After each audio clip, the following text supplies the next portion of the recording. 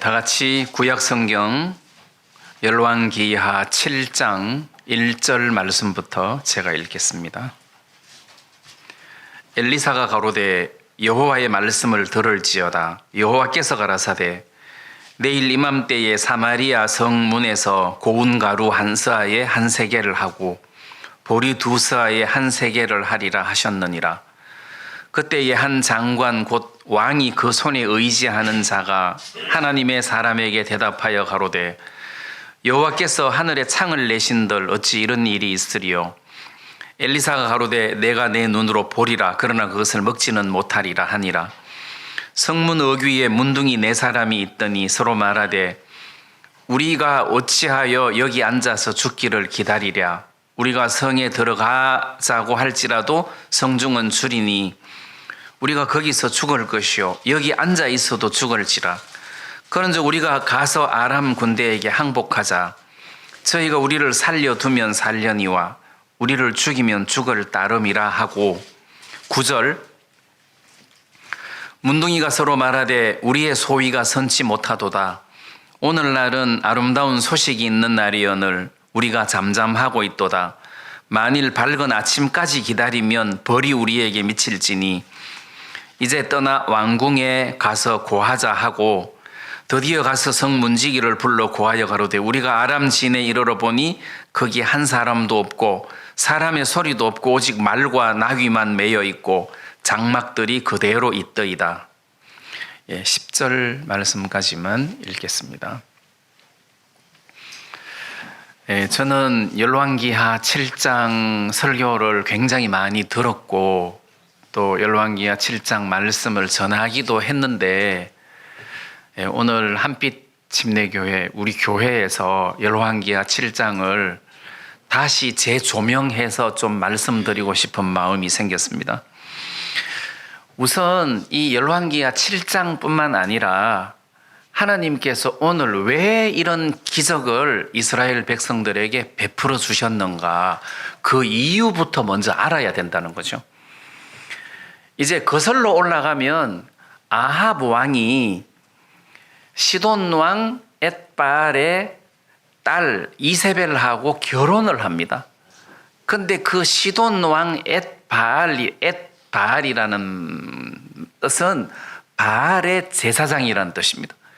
그러니까 바알의 제사장의 딸 이세벨을 아내로 맞이해서 아합 왕이 결혼을 하다가 보니까 아합 왕이 이 이세벨이 섬기는 바알을 위하여 사마리아에 산당을 만들고 바알 신을 섬기고 자기만 섬기는 것이 아니라 온 이스라엘 나라 사람들로 하여금 바알이 하나님인 것처럼 속여서 바알을 섬기게 했단 말이에요. 하나님께서 그 어리석음과 악함을 돌이키시려고 엘리야를 보내서 하늘에서 불이 내려오는 그 제사를 통하여 여호와 하나님이 참 하나님이라는 사실을 이스라엘 백성들에게 보여주면서 그때 바알 제사장 450명, 아세라 제사장 400명을 죽이는 일이 있었단 말이에요. 그래서 하나님은 그런 일들을 통해서 여호와 하나님이 참 하나님이다. 바알은 우상이다. 바알을 섬겨서 안 된다. 바알 상을 부수고 아세라 상을 부수고 너희들이 하나님 앞으로 돌아와야 된다. 이 메시지를 엘리야를 통해서 계속 이야기를 하시다가 이제 엘리야가 승천하고 난 다음에 엘리사를 통해서 계속 하나님은 이 메시지를 이스라엘 백성들에게 지금 전하고 있는 거예요. 근데 이제 이 당시에 이스라엘 백성들의 신앙 상태를 보면 아합 왕이 죽었어요. 그 아들 아하시아가 왕이 됐어요. 아하시아가 다락 난간에서 떨어져서 병이 들었는데 이 아하시아가 이 병을 고치기 위한 것도 아니에요. 에그론의 신 바알 세부백에 가서 이 병이 낫겠나 물어보라 이렇게 했단 말이에요. 그때 하나님이 엘리야 선지자를 보내서 이스라엘에 하나님이 없어서 에고론의 신 바알세붑에게 물으러 가느냐 이렇게 이야기한 거예요. 그러니까 이 왕이 병이 들었는데 하나님에게 나가서 은혜 입을 생각을 안 하고 바알 신에게 나가서 은혜 입으려고 하는 그런 마음가짐을 보면 하나님을 완전히 떠나고 우상을 섬기고 바알에게 푹 빠져 있는 그 왕의 모습을 발견할 수 있다는 거예요. 그런데 문제는 아합이 죽었는데 이세벨은 아직 살아 있거든요. 말하자면 태후잖아요. 태후. 이 사람의 술수가 아주 간교하고 간악한데 이런 이세벨이 살아 있으니까 그 아들 아하시아가 신앙의 길을 똑바로 갈 수 있겠냐. 그 영향을 받는다는 거죠. 아하시아가 죽었어요. 자식이 없어 죽음으로 그 동생이 여호람이 이스라엘의 왕이 됩니다. 근데 왕이 되고 난 이후에도 여전히 바알 우상을 섬기는 이 일에 마음이 푹 빠져 있지 하나님하고는 아무 상관없는 삶을 살고 있단 말입니다. 그래서 하나님이 이스라엘 백성들과 유대 백성들과 에돔을 공격할 때 그 에돔을 이제 그 에돔 사람들과 함께 전쟁을 할 때 왜 물이 없어가지고 그 공경에 처한 적이 있었잖아요. 근데 에돔을 공격하는 게 아니라 북이스라엘하고 남유다가 에돔하고 더불어 3국이 이제 그 위에 나라를 공격할 때 물이 없어가지고 죽을 지경이 된 때가 있었단 말이에요. 그래서 모압을 공격하는데 이제 물이 없어갖고 어려운 일을 겪을 때 그때 여호사밧 유다 왕이 여기 여호와께 물을 만한 선지자가 여기 없냐. 근데 여호사밧은 하나님을 섬기는 왕이기 때문에 이런 공경한 위치에 놓였을 때 하나님을 찾는 거예요. 근데 이제 이스라엘 왕은 그 전장 중에 엘리사가 와 있어도 전혀 관심이 없었단 말이에요. 그 이스라엘의 신하 하나가 여기 엘리야의 손에 물 붓던 사밧의 아들 엘리사가 여기 있나이다. 그래서 엘리사가 왔어요. 그래서 우리가 이렇게 공경에 처했는데 하나님의 은혜를 입고 싶다 했을 때 엘리사가 그 여호람 왕에게 한 말이 있습니다. 당신의 부친의 선지자에게 당신의 모친의 선지자에게 가소서. 이 당신의 부친 모친의 선지자가 바알 선지자예요. 바알 선지자에게 가라. 이런 어려운 일이 있을 때 왜 여호와 하나님을 찾아왔냐. 바알 신을 찾아가라. 자, 엘리사가 이렇게 말한 것은 이 여호람 왕에 대한 어떤 극도의 섭섭함을 지금 표현하고 있는 거잖아요. 왜 나한테 오냐? 바알 신에게 가지. 아세라 신에게 가지. 왜 하나님에게 오냐? 극도의 섭섭함을 표현한 거란 말이에요.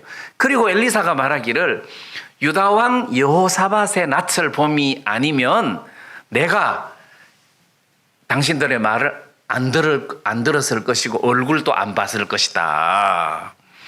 여호사밧의 낯을 보고 엘리사가 여기에 개찬을 많이 팔아. 그러면서 구원의 길을 제시하신 거잖아요.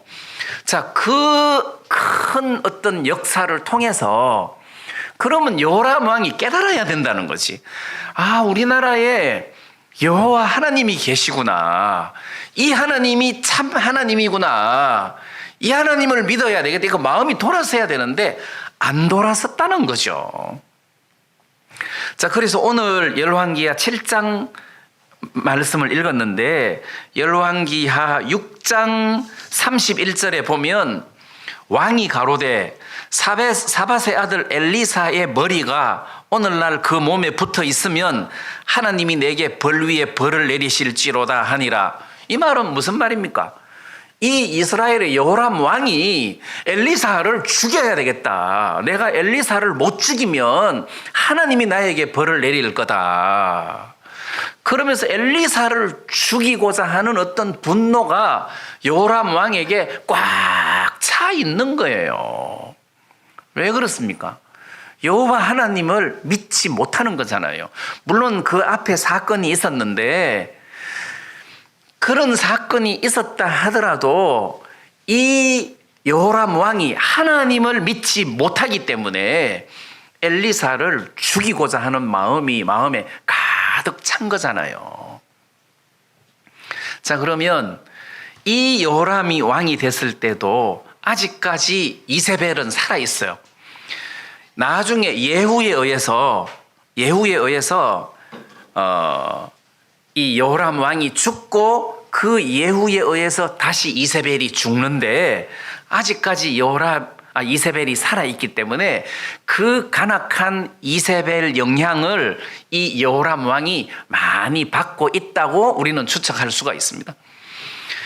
자, 그때 예후가 여호람 왕을 죽이기 전에 여호람을 만났을 때 여호람이 그 예후에게 평안이냐, 네가 평안의 목적으로 나에게 왔느냐, 평안이냐 하고 물었을 때 예후가 뭐라고 말했느냐 하면 열왕기하 9장 22절에 이세벨의 음행과 술수가 이렇게 많으니 어찌 평안이 있으랴.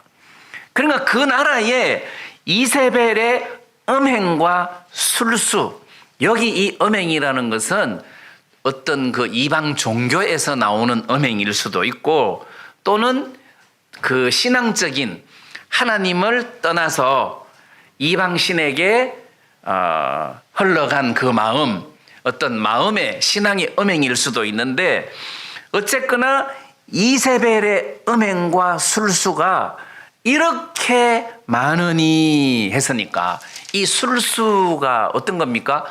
이세벨이 나봇의 포도원을 빼앗아 가지고 남편 아합 왕에게 줄 때 그 나봇이 땅을 안 판다고 하니까 거짓 증인을 두 사람 세워서 죽여버리잖아요. 그런 어떤 강경한 술수를 부리는 여자가 이세벨인데 이 여자가 태후 자리를 차지하고 있으면서 왕뿐만 아니라 모든 왕자 할 것 없이 그 바알 신의 어떤 바알 신을 섬기기를 이제 주문해서 많은 백성들로 하여금 신앙 우상을 섬기는데 빠트린 장본인이란 말이에요. 자, 이제 이런 상황에서 큰 기근이 여호람 왕 때에 왔어요. 기근이 왔어요. 그러면 여호람 왕이 엘리사를 찾아가면 된다는 거지. 그럼 엘리사를 찾아갈 생각을 안 하고 엘리사를 죽일 생각을 하고 있단 말이에요. 왜냐하면 앞전에 나아만 장군, 아람 그 장관, 나아만 장관이 찾아왔을 때, 이 일을 빌미로 전쟁을 일으키려고 한다, 아람이. 그때 막 옷을 찢고 막 분노하고 했을 때 엘리사가 그 사람을 나에게 보내라. 이스라엘에 선지자가 있는 줄 저가 알리이다. 나에게 보내라. 이스라엘에 선지자가 있다. 하나님이 계신다. 그걸 그들에게 알려주고 싶다. 그들이 알 뿐만 아니라 요람 왕 자신도 나중에 그 나만 장관이 나았다 하더라. 야, 대단하다. 엘리야가 섬겼던 하나님, 엘리사가 섬겼던 하나님, 과연 그분이 여호와 하나님이다. 이렇게 마음이 바뀌었어야 된다는 거죠.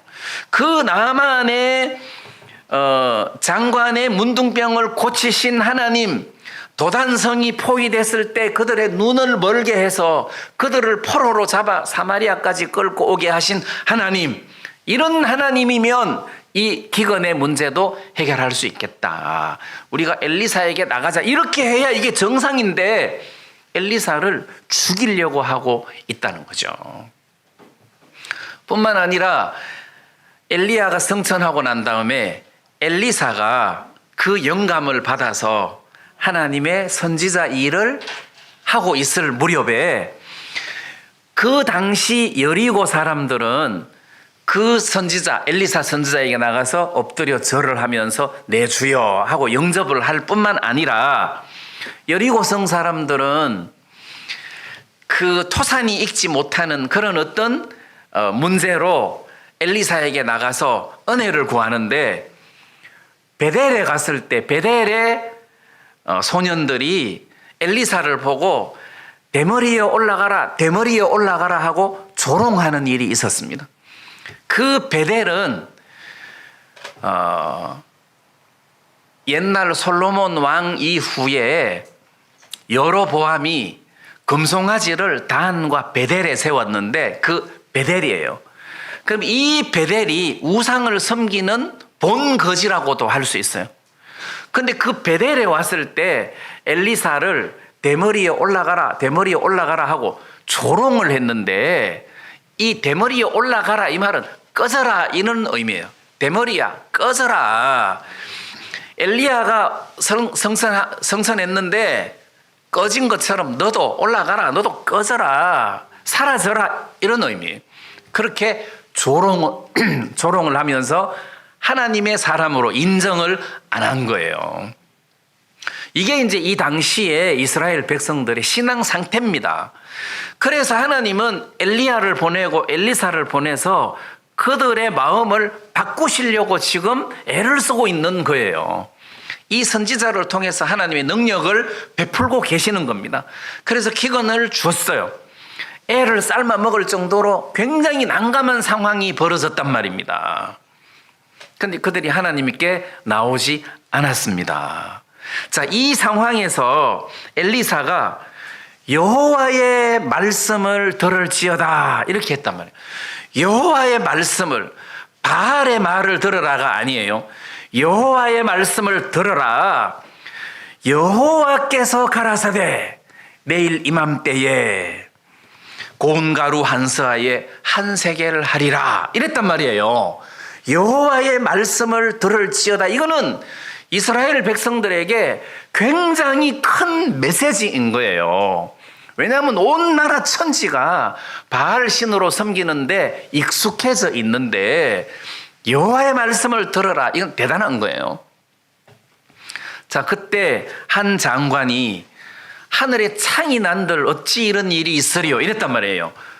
거절하고 무시하고 불신한 거잖아요. 하늘에 창이 난들 어찌 이런 일이 있으리요 했는데 엘리사가 네가 이 일을 보리라. 그러나 그것을 먹지는 못하리라 하고 저주를 했단 말입니다. 그런데 그대로 됐어요. 자, 그대로 됐는데 16절 말씀, 7장 16절 말씀에 보면 백성이 나가서 아람 사람의 진을 노략한지라 이에 고운 가루 한 서아에 한 세겔이 되고 보리 두 서아에 한 세겔이 되니 여호와의 말씀과 같이 되었고 여호와의 말씀과 같이 됐다. 여호와가 참 하나님이다는 것을 이스라엘 백성들에게 보여주는 거잖아요. 17절에는 왕이 그 손에 의지하였던 그 장관을 세워 성문을 지키게 하였더니 백성이 성문에서 저를 밟음에 하나님의 사람의 말대로 죽었으니. 자, 여기 백성이 성문에서 이 장관을 발로 밟아서 죽였어요. 성문을 지켰는데 백성들이 양식 찾으러 가다가 우하고 가는 바람에 장관이 깔려 죽은 게 아니에요. 일부러 죽인 거예요. 여기서 이야기하는 것은 하나님의 사람의 말씀대로 성문에서 저를 밟음에 하나님의 사람 말대로 죽은 거지 깔려 죽은 게 아니에요. 사고로 깔려 죽은 게 아니에요. 백성이 밟은 거예요. 이건 여러분들이 잘 기억하셔야 돼요. 백성이 저를 밟았어요. 그래서 20절에도 보면 그 장관에게 그대로 이루었으되 곧 백성이 성문에서 저를 밟음에 죽었더라. 백성이 성문에서 저를 밟아서 죽은 거예요. 사고로 죽은 것이 아니에요.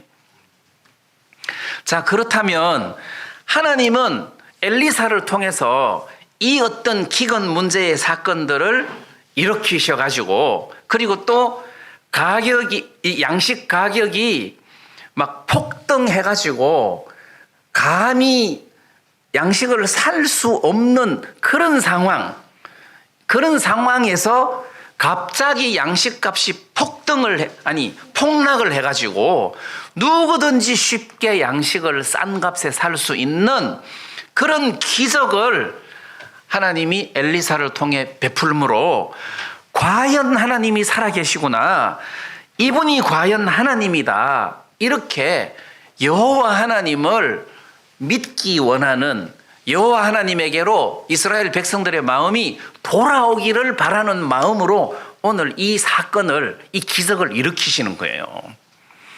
그래서 이런 기적을 통해서 이스라엘 백성들 마음이 바뀌기를 원했다는 거예요.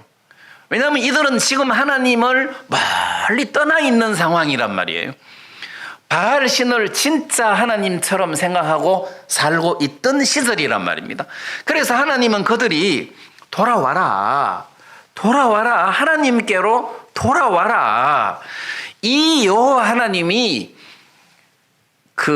너희 조상들을 애굽에서 건져냈고, 그 여호와 하나님이 홍해바다를 가르고 홍해바다를 건너서 광야 40년을 보호하시고 이 가나안 땅을 기업으로 준 거 아니냐. 너희들이 지금 이 가나안 땅에서 풍족하게 풍요롭게 살 수 있는 것은 여호와 하나님이 이 땅을 너희들에게 주신 것이다. 그러므로 여호와 하나님을 주로 섬기고 왕으로 섬기고 그분을 경배해야 마치 이 바알 신을 섬기고 아세라 신을 섬기고 이렇게 우상을 섬기는 것은 하나님을 떠났고 하나님을 배반한 것이다.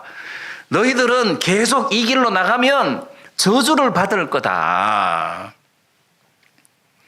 하나님이 지금 이렇게 저주를 선포하시고 그래도 기회를 지금 제공하고 계시는 거란 말이에요. 자, 아합 왕 때에 바알 선지자 450명, 아세라 선지자 400명이 죽었어요. 그 이후에 이세벨이 엘리야를 죽이려고 선포를 했을 때 엘리야가 도망을 갔잖아요. 호렙산으로 도망을 갔습니다. 거기서 하나님의 음성을 듣습니다. 근데 거기서 하나님의 음성을 들을 때 어떤 일이 있었느냐 하면, 하나님께서 그 엘리야에게 너는 그 열왕기하 19장 16절에 보면 님시의 아들 예후에게 기름을 부어 이스라엘 왕이 되게 해라. 그러니까 이제 아합이 살아있는데 엘리야를 보고 그 예후에게 기름을 부어 이스라엘 왕이 되게 해라.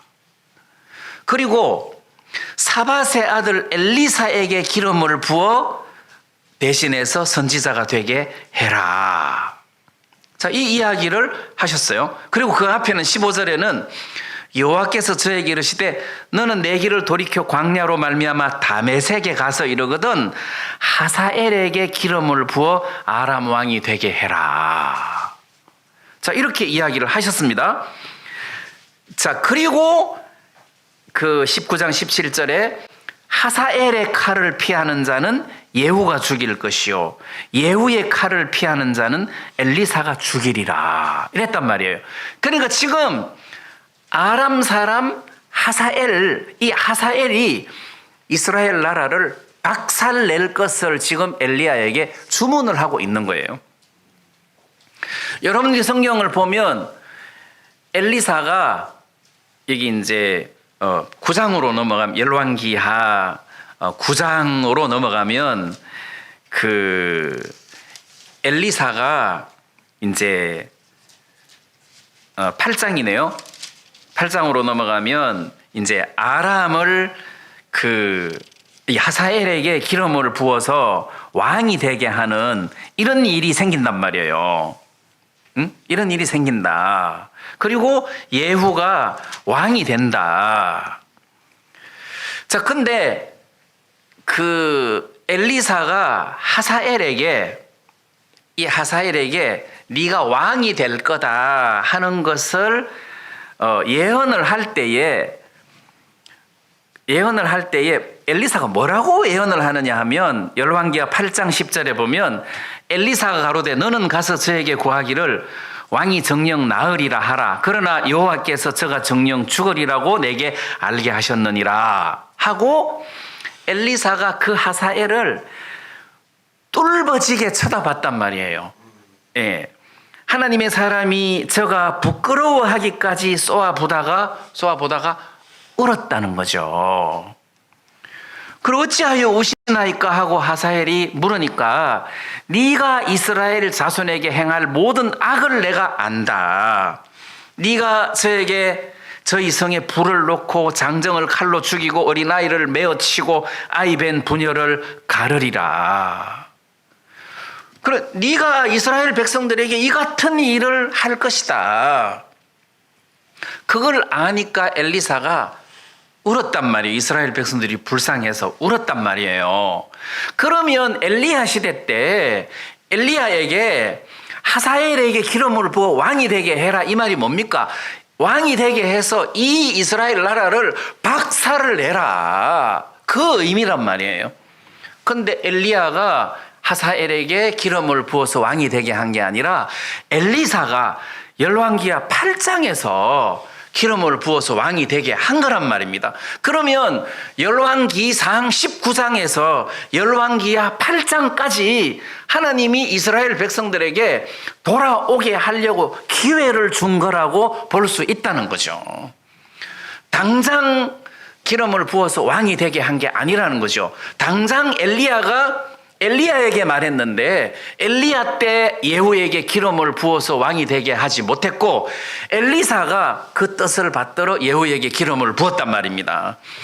그까지 그 엘리야가 하나님 앞에 받은 음성 그리고 그게 실행으로 옮겨지기까지 상당한 게 수십 년의 시간이 걸렸는데 하나님은 그 사이에 혹시 이 이스라엘 왕이 이스라엘 백성들이 하나님에게로 돌아오기를 바라는 마음으로 많은 사건들을 허락하시고 기적들을 허락하셨단 말입니다. 그런데 결국 여호람 왕이 이스라엘 백성들과 함께 하나님 앞으로 돌아오지 않았기 때문에 예후를 왕으로 세워서 그 예후를 중심으로 해가지고 이스라엘을 쑥대밭을 만들잖아요. 예후가 쿠데타를 일으켜서 왕이 되고 난 다음에 아합의 아들 70명을 편지 보내가지고 그 70명을 죽여라. 광주리에 담아서 내게로 보내라 해서 아합의 아들 70명을 죽이고 뿐만 아니고 완전히 우상을 섬기는 제사장들을 박살을 냈단 말이에요. 진멸을 시켰단 말이에요. 자, 그런 어떤 하나님의 저주가 엘리야에게 약속하신 대로 그게 이루어지기까지 어떤 갭이 있었는데 그걸 하나님이 이제 이스라엘 백성들이 회개할 수 있는 어떤 기회로 줬다는 거죠. 우리가 이렇게 볼 필요가 있다는 겁니다.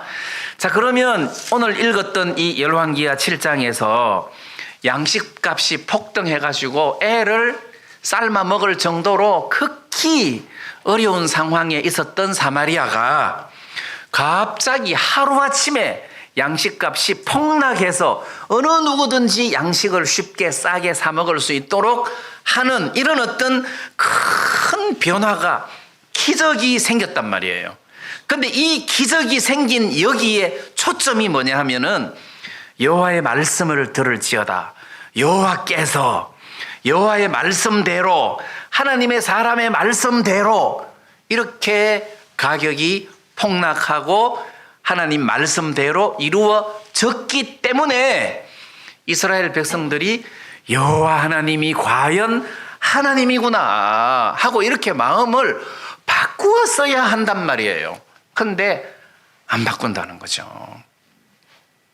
이게 이제 문제인 거잖아요. 이게 얼마나 하나님 보실 때 이들이 악했는가를 볼 수 있고 예후가 왕이 되고 난 다음에 이스라엘 백성들을 박살낼 뿐만 아니라 유다 왕 아하시아까지 죽이고 하는 이런 모든 일들은 하나님의 분노를 그 예후를 통해서 이스라엘에게 쏟아버렸다는 것을 알 수 있는 거고, 그 전에 오늘 이 장면은 내가 이런 분노를 가지고 있는데 너희들 마음 바꿔라 하고 지금 하나님께서 경고하시고 이런 기적들을 베풀어 주는 것이다. 이제 이 사람들의 이야기는 이 사람들이고, 그 다음에 이제 우리에 대해서 우리는 어떻게 해야 되나를 제가 한번 생각해 봤습니다. 우리는 어떻게 해야 되나. 그래서 이 바알이라는 말 뜻은 주님이라는 뜻이에요.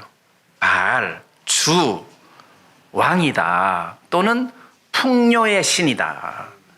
그러니까 이 당시에 이스라엘 백성들이 바알 신을 섬겼다는 것은 이스라엘 백성들이 하나님을 쫓아가는 것이 아니라 풍요로움을 쫓아갔다는 거죠. 풍요로움을 쫓아갔다. 이 바알 신이 비를 내리고 이렇게 풍년이 들게 하고, 아세라 신이 많은 자식들이 태어나게 하고 번식하게 하고, 이게 모든 어떤 풍요로움을 쫓아가는 신이 바알 신이고 아세라 신이다. 그럼 오늘 이 교회 시대의 바알 신이 뭐냐? 재물이다. 예수님께서 하나님과 재물을 겸하여 섬길 수 없느니라. 하나님과 재물을 겸하여 섬길 수 없느니라 했어요. 여기서 재물을 영어로는 맘몬이라고 해서, 맘몬. 이게 신 이름이에요. 맘몬 신이다. 자, 우리 구원받은 사람이 오늘 이 시대에 교회 생활을 하면서 살아가는 동안 구원을 받아도 마음의 중심의 무게가 하나님에게 있어야 되는데, 재물에게 있으면은 그러면 그건 바알 신을 섬기는 것과 같은 거 아니냐. 마음이 하나님에게 있어야 되고 하나님에게 무게 중심이 있어야 되는 거 아니냐. 근데 하나님에게 무게 중심이 있어야 되는 것이 아니라, 있는 것이 아니라 재물에 무게 중심이 있을 때 그건 벌써 이 이스라엘 백성들의 모습하고 똑같은 모습이 아니냐. 그래서 저는 어떤 생각이 마음에서 드느냐 하면, 짐승은 예배 안 드립니다. 짐승은 종교가 없어요. 어떤 짐승도 무슨 동물의 왕국에서 예배 형식의 모습을 담은 데가 없어요. 짐승은 없어요. 그 다음에 사람만 신앙을 가지고 있는데, 사람 중에서도 극히 일부분만 신앙을 갖고 있지, 사람들 중에서도 뭐뭐처럼 이 예배가 없는 사람들이 많아요. 그럼 똑같은 거죠. 그러면 특히 구원받은 사람의 특징, 구원받은 사람이 다른 사람들과 다른 특징, 그것은 하나님을 섬긴다는 거예요. 하나님께 영광을 돌리고 하나님께 감사하고 찬양을 드리고 하나님께 경배하고 하나님을 두려워하고 하나님을 사랑하는, 이게 구원받은 사람의 특징이라는 거예요. 우리 집 정원에 꽃나무들이 있습니다. 복사꽃나무가 있는데, 이제 한 3월, 4월 달쯤 되면 나무 전체에 아주 꽃나무라 굵은 복사꽃이 피는데 굉장히 화려해요. 그게 복사꽃나무의 특징이에요. 그게 없으면은 내가 당장 톱으로 잘라버리지, 그걸 놔뒀겠습니까? 잘라버리지. 그 대문 입구에 매실나무가 있어요. 지금 이제 매실꽃이 폈어요. 그게 그 매실나무의 특징이에요.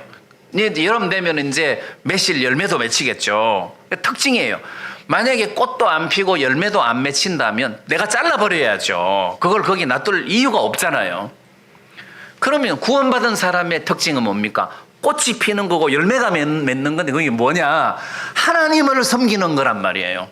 다른 사람은 안 하잖아요. 다른 사람은 못 하잖아요. 구원받은 사람이 마음에서 우러러 나오는 하나님을 섬기는, 하나님께 감사하고 하나님께 예배드리는, 이게 우리에게 있어야 이게 진짜 꽃이라는 겁니다. 짐승이 감히 할 수 없는, 다른 사람이 감히 할 수 없는 일을 지금 오늘 우리가 하고 있잖아요.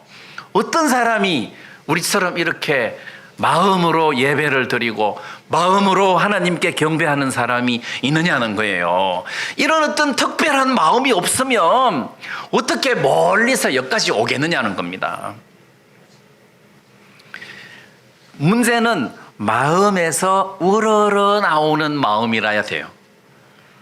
옛날에서는 마음에서 우러러 나오는 게 아니라 의무적으로 해야 할 때가 많았어요. 그거는 가치가 없어요. 마음에서 우러러 나오는, 왜? 여호와 하나님은 진정 나를 구원하신 하나님이다. 나를 구원하셨을 뿐만 아니라 내 평생을 한 걸음 한 걸음 한 걸음 인도하신 분이다. 이분은 나를 살리시기도 하고 죽이시기도 하시는 분이다. 이분은 나에게 은혜를 베푸시는 분이고 이분은 나를 정말 사랑하시는 분이다. 나는 이분을 섭섭하게 할 수가 없다. 여러분, 이게 우리가 가지고 있는 구원받은 사람의 어떤 특성 아니겠습니까? 복사꽃나무가 봄에 복사꽃을 예쁘게 피워야 그게 살아있는 그 존재 가치가 있듯이 우리 구원받은 사람의 살아있는 존재 가치가 하나님을 예배하는 거라는 거죠. 하나님을 예배하는 거다. 이렇게 유튜브로 생방송 말씀을 듣는 사람들이 지금 이 시간을 예배하는 시간이라는 의미보다도 학원에서 강의 듣는 시간이라고 생각하시면 안 됩니다. 근데 그러면은 막 들어 누워서 뭐 이렇게 들을 수도 있는 거고 뭐 이제 좀 이렇게 성실하게 이 시간을 이렇게 보내실 수가 없을 경우가 많은데, 우리는 하나님 앞에 마음을 쏟아붓고 같은 마음으로 아멘 하고 하나님께 내 마음을 드리는 시간이다. 이게 구원받은 사람의 특징이다. 근데 이런 생각이 마음에서 좀 들었습니다. 그래서 우리의 하나님은 나를 구원하신 하나님이라야 되지 재물이 내 하나님이 돼서는 안 된다. 만몬이 내 하나님이 돼서는 안 된다. 그걸 여러분들이 좀 기억하시고 우리가 온 마음으로 하나님을 섬길 수 있었으면 좋겠고, 이렇게 하나님을 섬기게 하려고 하나님은 우리들에게 많은 사건들을 우리들에게 당하게 하시고 그 사건들을 통해서 하나님을 만나게 하시고 또 하나님을 보게 하시고 느끼게 하시고 또 말씀을 통해서 하나님을 배우게 하시고, 그래서 하나님의 그 하나님을 알아가는 지식의 깊이가 자꾸 깊어지고 넓어지게 하시더란 말이에요. 자, 우리가 이렇게 하나님을 섬기면서 사는 것이 하나님의 뜻이다. 요람 왕을 여호와 하나님이 그 바알 신을 섬기는 것에서부터 돌아오기를 간절히 바라는 마음에 엘리야에게 말씀하셨던 그 저주를 계속해서 딜레이 시켜서 엘리사 시대 때 이루시는 것을 보면 하나님의 기다리심이 느껴지는데, 우리한테도 마찬가지로 이 시대를 세상 사람들과 똑같이 세상 풍조에 밀려서 막 휩쓸려서 이렇게 살아가야 되는 것이 아니라, 구원받은 사람은 다른 사람이 할 수 없는 하나님을 마음으로 섬기는 이런 삶을 사는 모습이 보여야 그게 삶의 가치가 있는 거고 우리 존재 가치다. 이렇게 생각하시고 우리가 마음으로 하나님을 섬길 수 있었으면 좋겠습니다. 자, 여기서 저는 열왕기하 7장에서 여호와의 말씀을 들을지어다.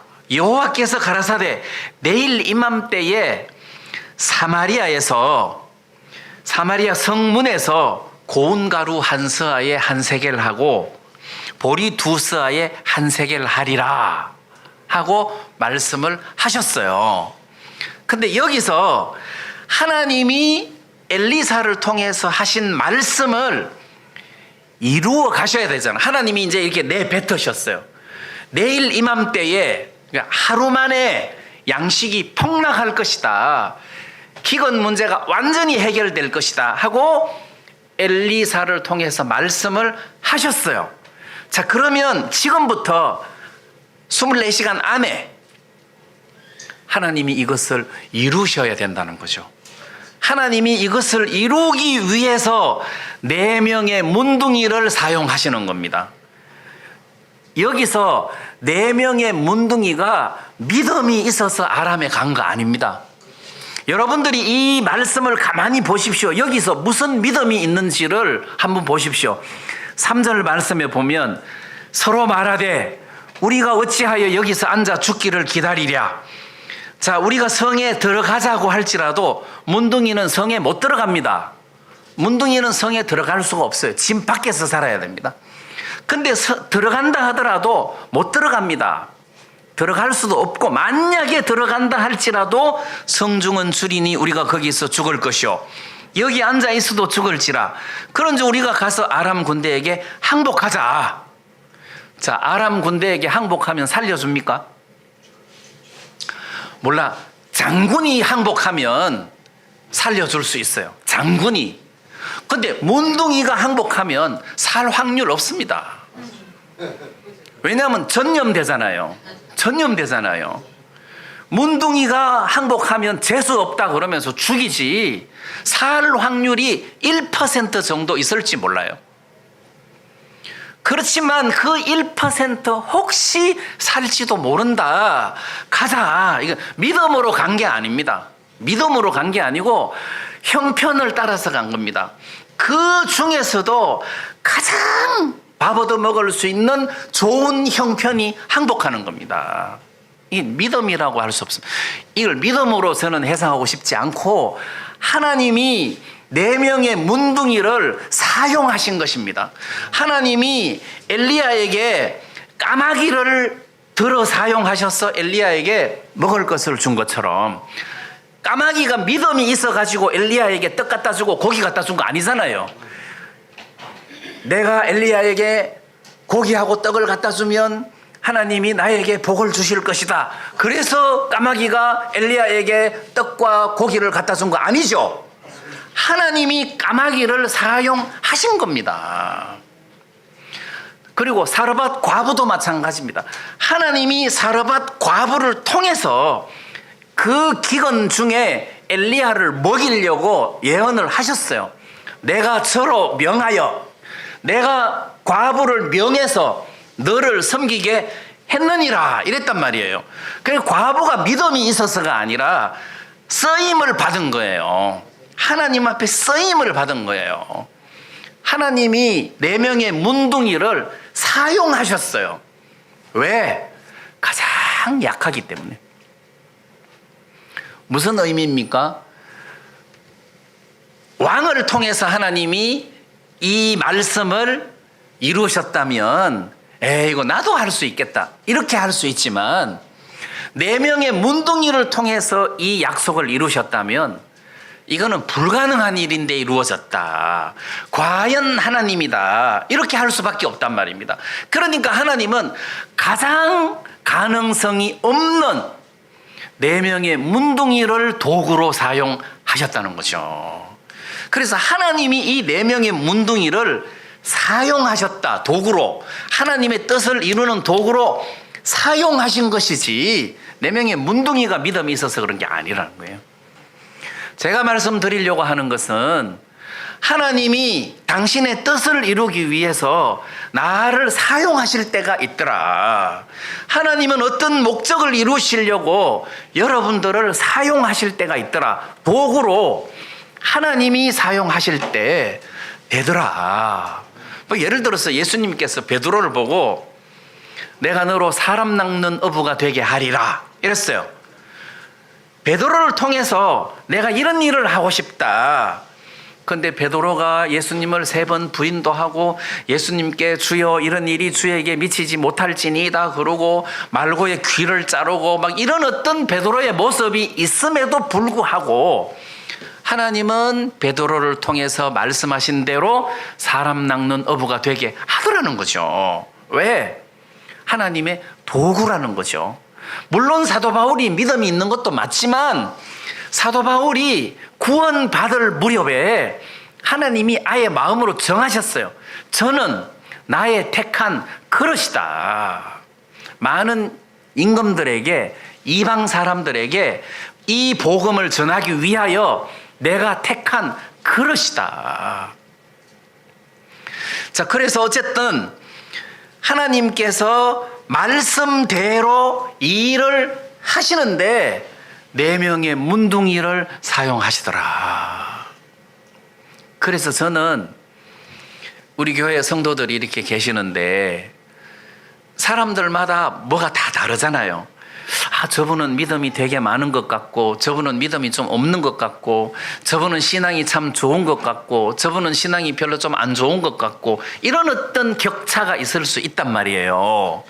그런데 제가 교회 안에서 살다가 보니까 하나님이 진짜 보잘것없는 지체를 통해서 일을 하실 때가 있더라는 거죠. 그래서 저는 신앙이 좀 없어 보여도 저는 절대 무시하지 않습니다. 무시해서도 안 됩니다. 왜?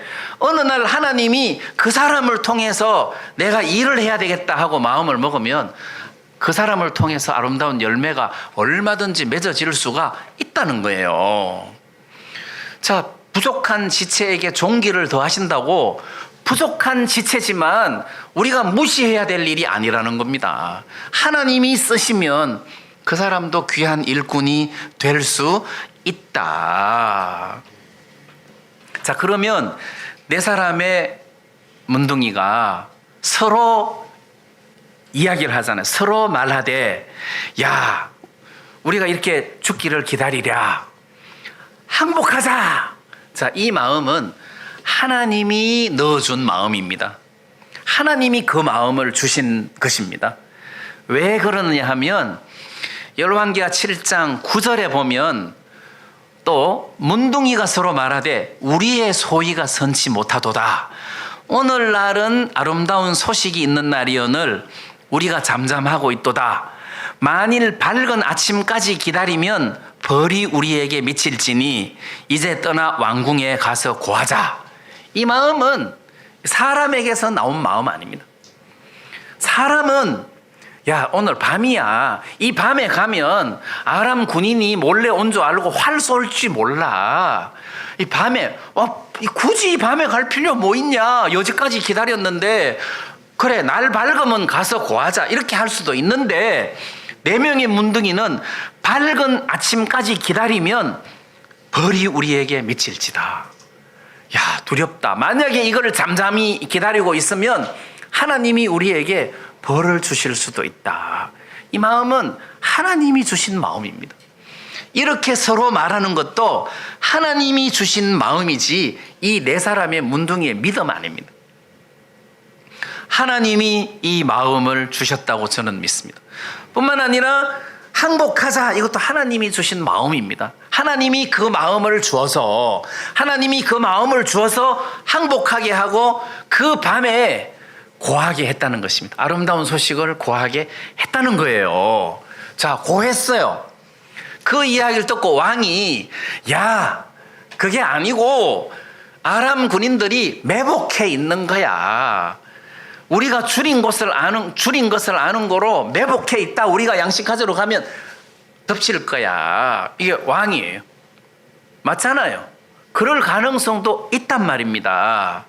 그러면 간사한 신하들이 맞습니다, 왕이요. 틀림없이 그들이 매복했을 겁니다. 이렇게 하고 끝날 수도 있는데 신하 하나가 우리 성중에 말 5필이 있으니까 사람을 보내어 정탐하게 하소서 했단 말이에요. 그것도 맞잖아요. 지혜롭잖아요. 근데 정탐하고 온 결과 문둥이가 한 말이 그대로 다 맞단 말이에요. 그렇게 가서 그 물건들을 노력했는데 하나님의 말씀대로 양식값이 폭락해서 고운 가루 한 서아에 한 세겔을 했다는 거죠. 자, 제가 여기서 말씀드리려고 하는 것은 하나님이 약속하신 약속의 말씀을 그대로 이루시더라. 이루시는 과정에서 네 명의 문둥이를 사용하시더라. 자, 믿습니까? 만약에 네 명의 문둥이의 믿음이 없다고 합시다. 그러면 하나님은 다른 방법으로 이 문제를 해결하시겠죠. 그 네 명의 문둥이는 믿음 없어도 하나님은 하나님의 방법대로 내뱉으신 말씀을 약속대로 충분히 이루시고도 남을 능력이 있으신 분입니다. 그래서 네 명의 문둥이를 사용하셨고, 네 명의 문둥이가 항복, 난 겁나서 항복 안 할 거야, 난 여기 있을 거야, 그렇게 해도 하나님은 그날 약속한 날 고운 가루 한 서아에 한 세겔이 되게 하실 수 있는 분이라는 거죠. 그래서 여기서는 누구를 칭찬하거나 누구의 믿음을 떠받들어야 되는 이야기가 아니라 하나님은 약속하신 대로 그 말씀대로 이루시는 능력 있는 분이다. 이분이 바로 하나님이다. 이분이 바로 여호와다. 이거를 지금 나타내시기를 원한다는 거죠. 여러분, 우리가 성경 말씀에 보면 선지자라는 것은 뭡니까? 여호와의 선지자라는 건 뭡니까? 내 뱉은 말이 그대로 되나 안 되나 경험해보고 확정해보고 그대로 됐을 때, 이 사람은 여호와의 선지자다 하고 인정을 해주는 거잖아요. 그럼 이런 일이 됐으면 엘리사가 과연 여호와의 선지자다 하고 인정하고 그 목소리를 순종하고 따라야 된다는 거죠. 그런 목적으로 이런 일들이 이루어지게 했다.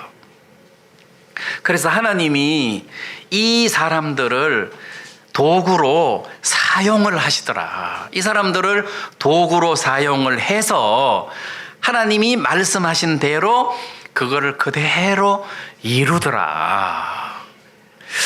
저는 어떤 생각이 드느냐 하면, 이제 오늘 내일 이맘때 이 말씀 말고 이 앞에도 개천을 많이 팔아. 자, 이런 기적도 일으키셨어요. 개천을 많이 팔아. 그 다음에 요단강에 몸을 7번 잠그라. 이것도 있었어요. 또 그대로 된 거잖아요. 그렇다면 그런 일들을 통해서 여호와가 과연 하나님이시구나, 이걸 온 백성들이 알아야 되고 믿어야 된다는 거죠. 자, 그 목적으로 하나님께서 이렇게 말씀을 하신 거다. 그러면 이 당시 여호람 왕에게 내일 이맘때에 고운 가루 한 서하에 한 세겔 하리라, 이 말씀하셨어요. 나만 장관에게 요단강에 몸을 7번 씻으라, 잠그라, 그러면 네가 나을 것이다, 이런 말 하셨어요. 개천을 많이 팔아, 이렇게 하셨어요. 그런 하나님이 오늘 이 교회 시대, 오늘 여러분들에게, 오늘 나에게 뭐라고 말씀하십니까? 성경에 수많은 약속의 말씀을 우리들에게 주셨잖아요. 저는 사도행전 1장 8절에 오직 성령이 너희에게 임하면 너희가 권능을 받고 예루살렘과 온 유대와 사마리아와 땅끝까지 이르러 내 증인이 되리라 할 때, 증인이 되리라, 이게 피동이란 말입니다. 증인이 되라가 아니라 성령이 임하면 성령이 너를 이렇게 하겠다, 이 말이란 말입니다. 그 말씀에 에너지를 여러분들이 볼 필요가 있어요. 땅끝까지 내 증인이 되리라 하는 그 말씀 속에서 내가 되려고 애를 써야 되느냐, 아니면 에너지가 주님에게 있어서 주님이 나를 그렇게 되게 하느냐를 봐야 된다는 거죠. 예를 들어가지고 앞에 정영재님이 목사님 우리 백숙 먹으러 갑시다 할 때, 그러면 분명하게 선을 지어야 될 게 있습니다. 돈을 누가 내는데, 이게 이제 분명하게 정해야 되잖아요. 그래서 정영재도 가고 김영재님도 가고 강영재님도 가고 이제 이렇게 쭉 가는데, 그래 우리 다 같이 백숙 먹으러 갑시다 하고 덜렁덜렁 따라가면 되는 게 아니라 누가 돈 내는 거지? 이게 있어야 된단 말입니다. 안 그러면 먹어도 불안하다는 거지. 안 그렇겠어요? 누가 넣는 거지? 또 혹시 터치페이 하는 거 아니야? 이렇게 하는, 누가 돈을 내는, 이게 중요하단 말이에요. 그러면 땅 끝까지 이르러 내 정인이 되리라 할 때 누가 돈을 내느냐는 거지. 내가 내냐 성령이 내냐. 성령이 낸다는 거죠. 그러면은 백숙 먹으러 가는 게 쉬워요 어려워요? 쉽죠. 내가 사겠습니다 그러는데 따라가면 된단 말이에요. 따라가면 된단 말이에요. 그래서 성령이 임하시면, 죄사함을 받고 성령이 임했어요. 성령이 임하면 너희가 권능을 받고 했어요. 그러면 우리가 권능을 받았어요 안 받았어요? 받았어요. 우리 속에는 권능이 있어요. 있어요. 그것은 마치 땅 속에 있는 식물의 생명이 겨울을 이기고 봄 되면 싹을 내듯이 어떤 능력이 구원받은 사람 속에 있어요. 우리 속에 능력이 있습니다. 그리고 땅 끝까지 이르러 내 정인이 되리라 할 때 이 성령이 돈 낸다는 거 아니에요. 이 성령이 우리를 떠밀어 준다는 거 아니에요. 돕는다는 것 아니에요. 너는 그냥 입만 가지고 가면 된다. 밥 먹으러 갈 때 입만 가져가면 되듯이 너 정인이 되는데 입만 가지고 가면 된다. 나머지는 내가 다 하겠다. 자, 이건 하나님의 약속이라는 거죠. 하나님의 약속이다. 그래서 저는 내 속에는 다른 사람이 가지고 있지 않는 이 말씀에 근거한 권능이 내 속에 있다. 능력이 있다. 왜? 성령이 너희에게 임하시면 너희가 권능을 받고, 자, 이런 어떤 능력이 있기 때문에 내가 많은 사람들에게 복음을 전할 때 쉽게 그 사람들이 구원을 받을 수 있었다. 물론 거절하고 배척하는 사람도 있었지만 이런 하나님의 권능이 여러분들에게도 있다. 그걸 믿자는 거죠. 그걸 알자는 거예요. 그런 말씀만 있는 게 아니잖아요. 하나님을 사랑하는 자 곧 그 뜻대로 부르심을 입은 모든 자들에게는 하나님이 그 모든 것을 합력하여 선을 이루시느니라. 하나님은 모든 것을 합력하여 선을 이루신다고 했어요. 어떤 사람은, 영국의 어떤 여자는 태어날 때 눈이 동양 갈색 눈이었어요. 에이미라는 선교사가, 이 사람은 어릴 때 갈색 눈이었어요. 그 유럽 사람은 전부 다 파란 눈인데 이거는 갈색 눈이야. 그래서 하나님께 늘 하나님 저 눈 색깔 바꿔주세요. 눈 색깔 바꿔주세요 해서 이게 파란 눈이 되게 해달라고 했는데 결국 안 바뀌었어요. 근데 이제 나이가 들어서 커가지고 성인이 돼서 인도 선교사로 왔어요. 인도 선교사로 와가지고 인도에서 선교 활동을 하는데 여자들이 다 이렇게 눈만 내놓고 다 감싸고 이렇게 다니니까 그 선교사를 이렇게 축출해서 추방시킬 때 눈을 보는 거예요. 그래서 이 사람은 52년을 50몇 년을 인도에서 선교 활동을 하면서 이 갈색 눈 때문에 추방 안 당하고 인도에서 선교 활동을 했다 하잖아요. 그래서 이것도 하나님이 합력해서 선을 이루시는구나. 뭐 어떤 사람은 교통사고로 다리를 잘랐는데 그래서 고무다리를 끼워놓고 막 하나님을 원망하고 막 이렇게 하다가 어느 날 그 선교사가 돼갖고 식인종 마을에 들어갔는데 그들에게 잡혀가지고 죽을 위치에 놓였을 때 내 고기는 맛이 없다. 일단 맛을 한번 봐라 해갖고 고무다리 잘라가지고 던져줬더니 너무 질기니까 와 진짜 더럽게 맛없네 하고 그냥 안 죽이고 그냥 갔다. 뭐 이런 이야기 있잖아요. 그러니까 교통사고 난 것도 하나님 편에서는 그게 선을 이루시고 그 갈색 눈도 하나님 편에서는 그것을 선을 이루시기 때문에 우리가 이 로마서 8장 말씀을 믿는다면 여러분들에게 찾아오는 모든 것은 선한 거다. 하나님 보실 때 이거는 선한 거다. 그러면 우리가 얼마나 좋아요. 내가 어느 날 좀 아프다. 이거 선한 거다. 선하다. 하나님이 이걸로 어떤 작품을 이루시는구나. 하나님이 이걸로 어떤 뜻을 이루시겠구나. 아, 이게 선한 것이구나. 이렇게 생각을 할 수 있다는 거예요. 그래서 구원받은 사람은 어떤 상황에서도 다 필요한 거야. 다 필요한 거야. 하나님이 당신의 뜻을 이루기 위해서 다 필요한 거야.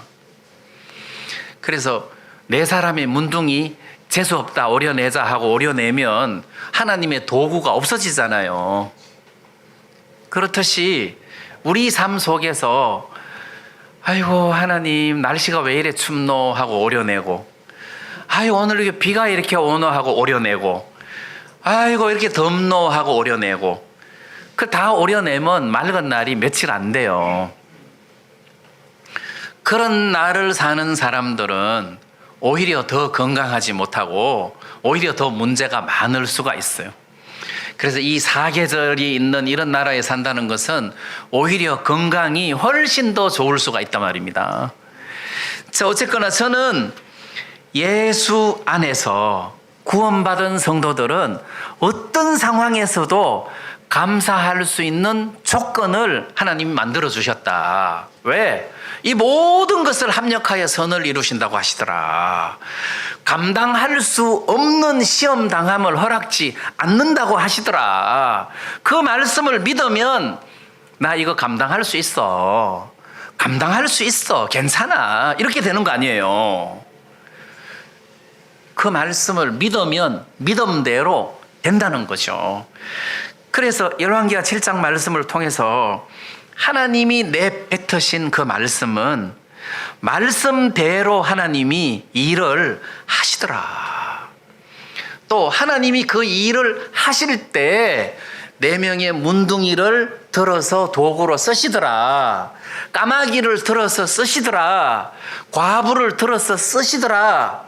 나를, 형편없는 나를 들어서 쓰시더라. 하나님이 여러분들을 들어서 도구로 쓰시더라. 쓰실 때 그냥 이렇게 쓰시는 것이 아니라 마음을 일으킨다는 거죠. 야, 우리 항복하자.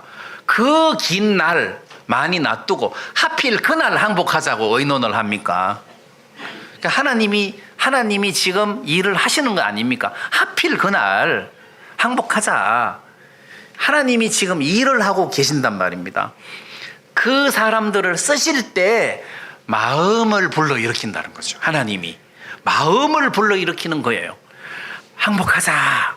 또 그 가서 막 먹고 마시고 감추고 먹고 마시고 감추고 할 때, 아, 이거 빨리 고하자. 성에 빨리 고하자. 성중은 줄이는데 빨리 고하자. 이거 마음을 막 불러일으킨 거예요. 여러분들이 하나님께서 여기 오려고 마음을 막 이렇게 불러일으켜서 여기 온 거 아닙니까? 여기 안 온다고 누가 전화해갖고 막 뭐락하고 하는 사람 없잖아요. 우리는 구역장도 없고 아무도 없으니까. 근데도 먼 거리에서 여기까지 오신 것은 하나님이 여러분들 마음을 불러일으킨 것 아니에요?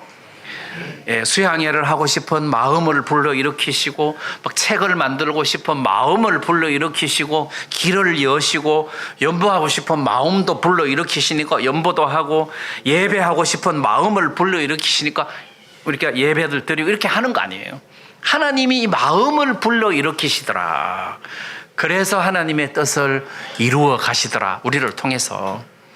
네, 이런 생각이 좀 들었습니다. 그래서 이 열왕기하 7장 말씀을 통해서 사람을 높이는 것이 아니라, 아, 하나님은 당신이 내뱉으신 말씀대로 일을 하시는구나. 일을 하실 때 형편없는 정말 불가능한 이런 4명의 문둥이 같은 사람들을 들어서 도구로 쓰셔서 당신의 뜻을 이루시는구나. 아, 하나님이 말씀대로 우리를 들어서 쓰시겠구나. 이런 어떤 소망이 이 말씀을 보면서 이렇게 일어났습니다. 여러분들이 이 말씀 앞에서 이런 소망을 가지시고 하나님을 섬기면서 살았으면 좋겠습니다. 우리 말씀 여기까지 드리겠습니다. 우리 다 같이 찬송 한 장 부르겠습니다.